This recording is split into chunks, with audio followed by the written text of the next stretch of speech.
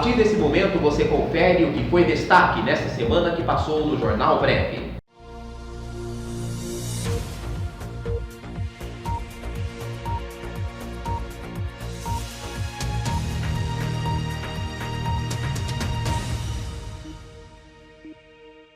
Após alerta de desmatamento recorde na Amazônia, governo exonera coordenadora do INPE. O governo exonerou a coordenadora geral de observação da Terra do Instituto Nacional de Pesquisas Espaciais, Lúbia Vinhas. A exoneração, assinada pelo ministro da Ciência e Tecnologia, Marcos Pontes, foi publicada na edição desta segunda-feira do Diário Oficial da União.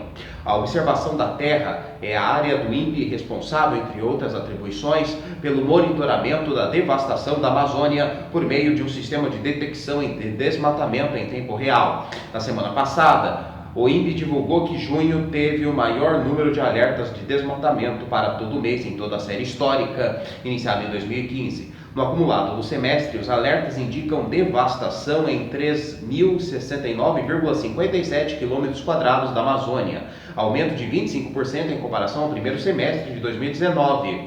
Só em junho, a área de alerta foi de 1.034,4 km². Os dados servem de indicação às equipes de fiscalização sobre onde pode estar havendo crime ambiental. Os números não representam a taxa oficial de desmatamento, que é medida por outro sistema divulgado uma vez ao ano.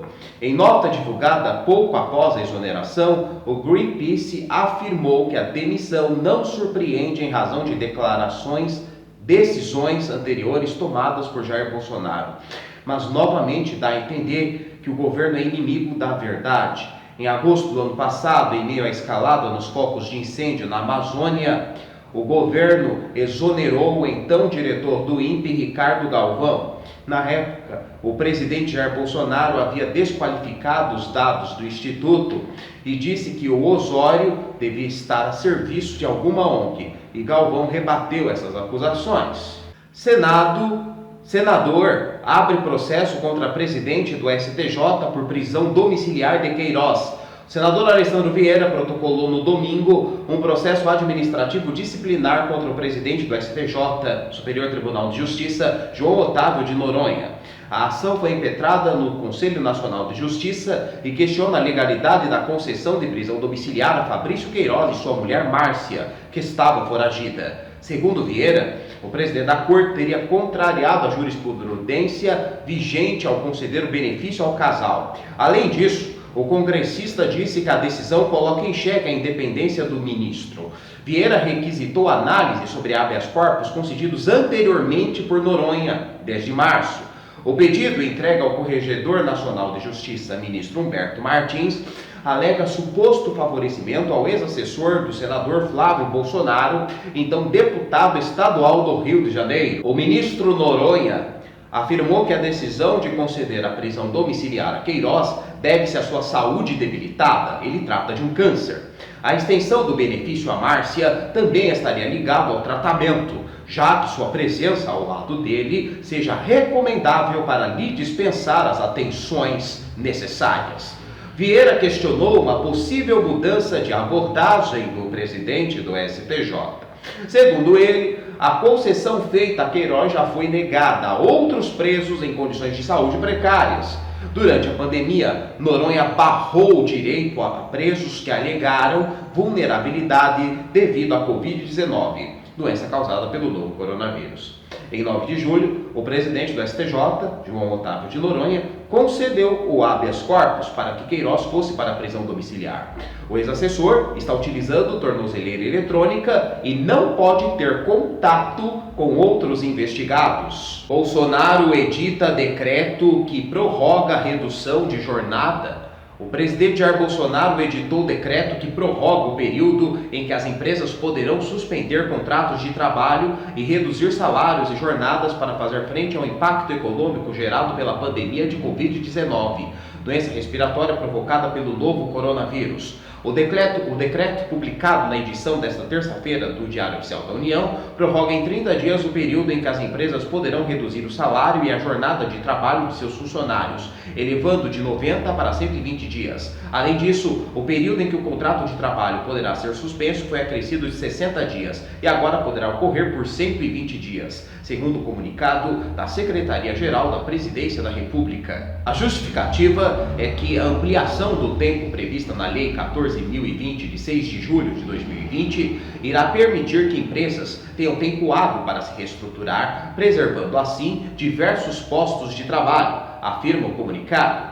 O decreto determina ainda que o trabalhador que tiver contrato de trabalho intermitente formalizado até dia 1º de abril, data em que foi editada a medida provisória 936, que permitiu a redução de salário e a jornada e a suspensão dos contratos, terá direito a receber por um quarto mês o auxílio emergencial de R$ 600 dado pelo governo federal durante a pandemia. Mensagens obtidas pelo MP mostram que Queiroz esteve em apartamento de ex-mulher de Assef, em São Paulo.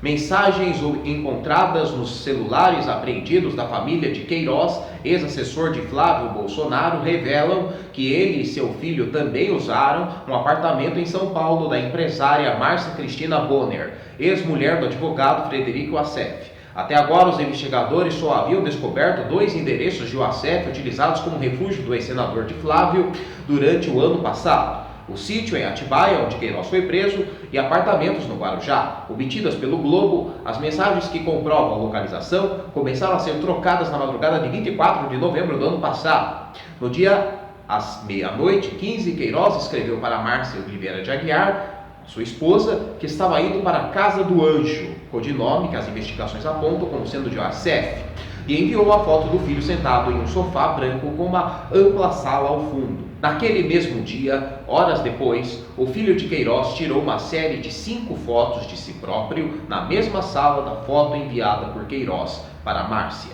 Foi justamente esse movimento que indicou o endereço das fotos. Em junho, o portal UOL mostrou que o governo de Jair Bolsonaro fechou, desde o ano passado, novos contratos em um total de 53 milhões com a Global Web Outstream, fundada por Márcia Cristina Bonner, Léo, ex-companheira de Assef. Procurada pela reportagem, Cristina Bonner disse que não mora em Brasília, não estava em São Paulo nesta data, desconhece esses fatos e só vai se manifestar após ter acesso aos autos do procedimento por meio de seu advogado. O advogado Frederico Assef disse ao Globo que não mora no local e negou ter abrigado Queiroz ou qualquer pessoa de sua família em qualquer propriedade minha ou de conhecidos meus na cidade de São Paulo. Notícia da agência O Globo. Senadores cobram do vice-presidente Mourão ações em defesa do meio ambiente. O vice-presidente da República, Hamilton Mourão, participou de sessão temática do Senado na terça-feira para falar sobre as ações do governo para evitar o crescente desmatamento. Na ocasião, ele também foi questionado sobre a exploração de terras indígenas. Entre outras respostas aos senadores, Mourão explicou que a liberação dos recursos do Fundo Amazônia depende da reversão da curva do desmatamento nos próximos meses. Segundo ele, cerca de 2,8 bilhões de reais estão parados. O vice-presidente, que coordena o Conselho Nacional da Amazônia, também defendeu que esse dinheiro seja separado do restante do orçamento. A senadora Eliciane Gama, Cidadania do Maranhão, cobrou a preservação do meio ambiente e a proteção das comunidades indígenas. O senador Fabiano Contarato, Rede, destacou ações do governo para enfraquecer as instituições responsáveis pelo meio ambiente. Já a senadora Cátia Abreu, do PP do Tocantins, estabeleceu uma relação entre a liberação de recursos orçamentários e o desmatamento. Os senadores Telmário Mota, Davi Alcolumbre e Lucas Barreto falaram sobre a necessidade de conciliar preservação ambiental e desenvolvimento regional. Milton Ribeiro toma posse como novo ministro da Educação do governo Bolsonaro. É o 4º. O pastor e professor Milton Ribeiro tomou posse nesta quinta-feira como novo ministro da Educação. Ribeiro é o 4º ministro da Educação no governo Bolsonaro e foi anunciado como novo chefe da pasta na sexta-feira por meio de uma rede social, o Twitter. A cerimônia aconteceu no Palácio do Planalto e o presidente Jair Bolsonaro, que está com coronavírus, participou por videoconferência. Os ministros Braga Neto, Casa Civil, e Jorge Oliveira, Secretaria-Geral, participaram do ato do Planalto. O novo ministro tem 62 anos, nasceu em Santos, é teólogo e advogado com doutorado em educação. Ele também é pastor da Igreja Presbiteriana. No discurso de posse, disse que buscará ter grande diálogo com acadêmicos e educadores e afirmou ter compromisso com o Estado laico. Segundo o currículo da plataforma Leits, mantida pelo Conselho Nacional de Desenvolvimento Científico e Tecnológico, CNPq, Milton Ribeiro tem graduação em Teologia pelo Seminário Presbiteriano do Sul, 1981, e em Direito pelo Instituto Toledo de Ensino, 1990, com mestrado em Direito pela Universidade Presbiteriana Mackenzie e doutorado em Educação pela Universidade de São Paulo. Ribeiro foi o primeiro nomeado por Bolsonaro para a Comissão de Ética Pública da Presidência da República em maio de 2019. A Comissão de Ética disciplina a conduta de ministros e servidores do governo. O ministro já foi reitor da Universidade Mackenzie, em São Paulo. Atualmente é membro do Conselho Deliberativo do Instituto Presbiteriano Mackenzie, entidade mantenedora da Universidade Presbiteriana Mackenzie, e relator da Comissão de Assuntos Educacionais do Mackenzie, além de integrar a administração geral da Santa Casa de Santos. Desafios da gestão. O novo ministro terá 4 principais desafios à frente da pasta: aprovar o novo Fundo de Manutenção e Desenvolvimento da Educação Básica e de Valorização dos Profissionais da Educação, Fundeb, realizar o Exame Nacional do Ensino Médio, Enem 2020, orientar e dar apoio às redes para o ano letivo na pandemia e implantar a Base Nacional Comum Curricular. Márcia Aguiar coloca a tornozeleira eletrônica após intimação da Justiça. Márcia Aguiar, mulher de Fabrício Queiroz, chegou por volta das 10 da manhã desta sexta-feira à Central de Monitoramento do Estado do Rio. Intimada pela Justiça, ela compareceu ao local para colocar uma tornozeleira eletrônica. Márcia cumpre prisão domiciliar junto com o marido. Queiroz deixou o presídio dia 10 de julho, já com a tornozeleira eletrônica. Ele foi ouvido pelo Ministério Público na quarta-feira. Os dois são investigados no esquema de rachadinha do gabinete de Flávio Bolsonaro, do Republicanos, quando ele era deputado estadual no Rio.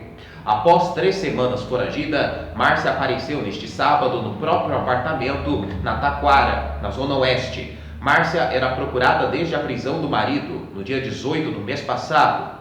Ambos foram assessores do então deputado estadual Flávio Bolsonaro. Márcia serviu no gabinete entre 2007 e 2017. Dia 23, o Ministério Público de Minas Gerais e a Polícia Militar Mineira chegaram a fazer uma busca na casa da madrinha de Queiroz, em Belo Horizonte, onde se acreditava que Márcia estava escondida. Equipes estiveram ainda em endereços em São João de Meriti, na Baixada Fluminense, na casa da mãe e das irmãs, mas ela não foi encontrada. O benefício da prisão domiciliar foi concedido após uma decisão do ministro João Otávio de Noronha, presidente do STJ, na quinta-feira, dia 9.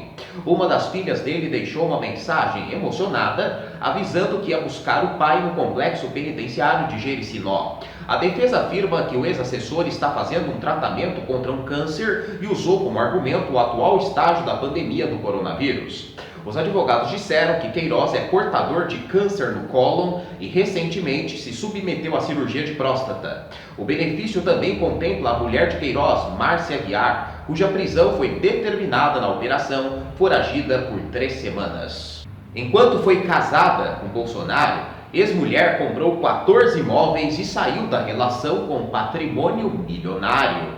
A segunda ex-mulher de Jair Bolsonaro, Ana Cristina Siqueira Vale, conquistou um patrimônio milionário após cerca de uma década do fim da relação com o atual presidente. Enquanto casada com o capitão, ela comprou 14 imóveis, sendo que parte deles foi adquirido com dinheiro vivo. As informações foram reveladas em um levantamento feito pela revista Época, com base em cerca de 40 escrituras de compra e venda e 20 registros em cartórios no Rio de Janeiro e em Brasília. De acordo com a revista, quem contribuiu para a valorização do valor da parte dos bens foi o empresário do setor de transportes, Marcelo Traça, conhecido por ter sido alvo de uma operação no Rio de Janeiro da Lava Jato. Desde 97, ano em que Ana Cristina se envolveu com Bolsonaro, até 2008, a então assessora parlamentar comprou 14 imóveis e terrenos avaliados em cerca de 3 milhões de reais. As aquisições foram feitas com Bolsonaro e os valores são referentes à data da separação nos anos 2000. Em números corrigidos pela inflação, esse valor é equivalente a 5,3 milhões de reais, de acordo com a revista. À época, quando se uniu a Ana Cristina, Bolsonaro não contava com muitos bens. Segundo a revista, o então deputado tinha apenas 2 apartamentos no Rio de Janeiro e um terreno em Angra dos Reis, sendo que um dos imóveis ficou com a primeira mulher, Rogéria Nantes Bolsonaro. As aquisições datam dos anos 96 e 97. Segundo a reportagem, 5 desses 14 imóveis adquiridos por Ana Cristina e Jair Bolsonaro foram pagos em dinheiro vivo. Entre as aquisições estão 2 casas, um apartamento e 2 terrenos. A revista informa que todas as negociações foram feitas separadas entre 2000 e 2006. O valor total dos bens, R$ 243 mil. Segundo a revista, esse montante equivale hoje a R$ 680 mil, com inflação corrigida de acordo com a data de cada compra. Quando se separou de Bolsonaro, Ana Cristina ficou com 9 imóveis e entre os bens em sua posse havia 5 terrenos que levam a outras transações incomuns. De acordo com a época, o casal declarou um conjunto de terras por R$ 160 mil em 2006. No entanto, em apenas 5 anos, a segunda ex-mulher do atual presidente revendeu os terrenos por 1,9 milhão de reais, ou seja, mais de 11 vezes o valor declarado em 2006. Parte desses bens foram adquiridas por uma empresa da qual o conhecido delator Marcelo Traça é sócio, a Alambari Empreendimentos e Participações Limitada. Em sua delação premiada, ele admitiu que adquiriria imóveis como forma de lavar dinheiro. Na década seguinte, Ana Cristina passou a ser considerada por promotores como uma peça-chave nas investigações de rachadinha, a conhecida prática de devolução de salários de assessores aos políticos que os contrataram nos gabinetes de Flávio e Carlos Bolsonaro. Em 2018, Ana Cristina se candidatou para deputada federal pelo Podemos. Com pouco mais de 4.500 votos, não foi eleita. À época, ela declarou R$ 842.457 mil em bens. Ana Cristina é advogada.